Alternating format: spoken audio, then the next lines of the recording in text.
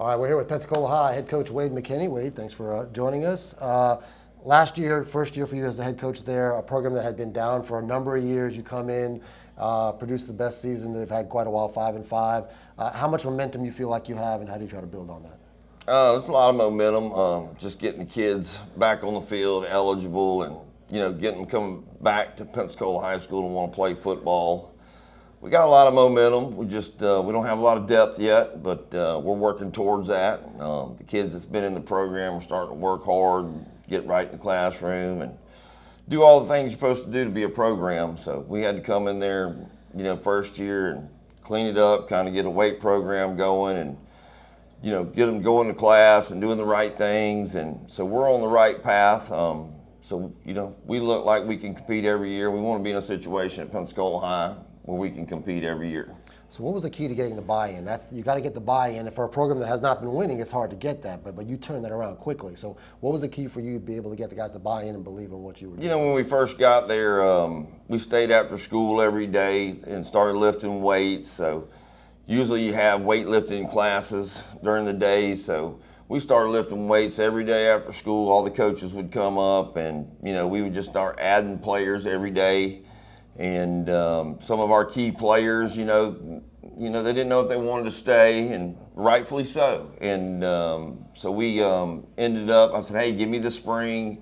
We had a really good spring. We went out, worked hard, went over to Fort Walton Beach and had a good showing. And so those guys, they gave me the spring, and after the spring, they seen that, we could be successful at what we're doing. So it's a testament to those guys and our coaches also. All right, young roster, only 8 seniors this year. What's the challenge when you're dealing with that much kind of youth you're having to get in there? Yeah, 8 seniors. They're all quality seniors. They're all players for us, so we are blessed with that. It ain't like we got 8 seniors and only 4 of them are players. Yeah. All 8 are players.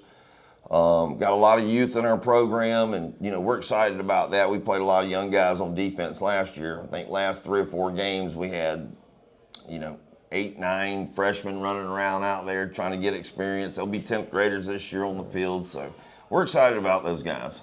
All right, quarterback Jamarcus Fountain is back for you as a starter, which is obviously a key spot right there. What's kind of special about him, and what do you see maybe in his progression going to the next step? Yeah, Jamarcus, he's special with the ball in his hands. I think he ran for 890 last year, threw for 600. So, he's got the capability of running for 1,000, throwing for 1,000.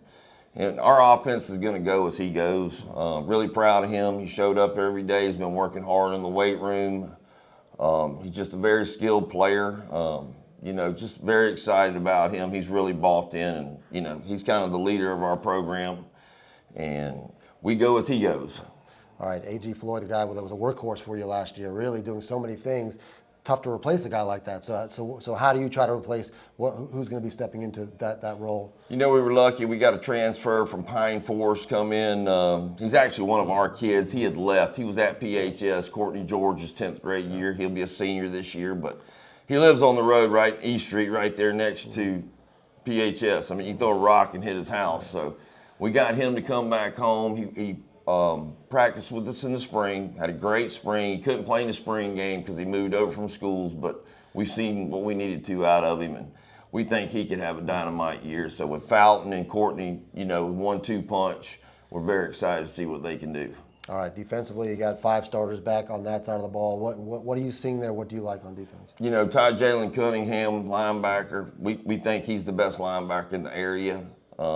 He's got a motor that just won't quit. Very athletic, very physical.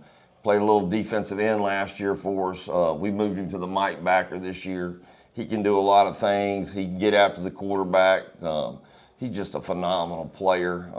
Great athlete. Very proud of him and what he brings to the table. Schedule is challenging, How do you kind of look at the test? I guess you got Pine Forest right out of the gate, I think. Yeah. So what do you look at the test for your team and how the season may kind of play out, especially once you get to district? Yeah, Pine Forest, paper, they're David versus Goliath. They got the 5 stars, the 3 stars, a bunch of D1 guys. We got our work cut out for us. We got to really protect the ball that week and have a great game plan, but still a 48-minute game. So, we're going to go out there and compete, and we expect to be there right there when the game's ended. Well, let me ask you about the transfer landscape right now. You know, it's kind of a crazy scenario. Everybody going everywhere. You know, kind of mirroring what's going on in college. But what are the big challenges with that as a high school coach? And is it good for the game? What's going on right now? Yeah, it's just the way the game's going, so you got to adapt with it. I mean, if you try to stick to the old ways, you're going to get left in the dust. If you think you can just sit there and hope they come there, you got to get out. You got to advocate for your school, advocate for your players. You know, your good players that come, you got to stay on them because other coaches are going to be talking to them. They might not say they are, but they are.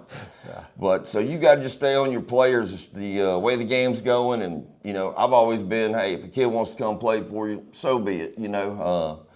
But that's just the era we're in. So if you don't adapt to it, you're going to get left behind. All right, Wade. Good luck this season. Hey, Steve, I appreciate you. Thank you. Yes, sir. And somebody do work.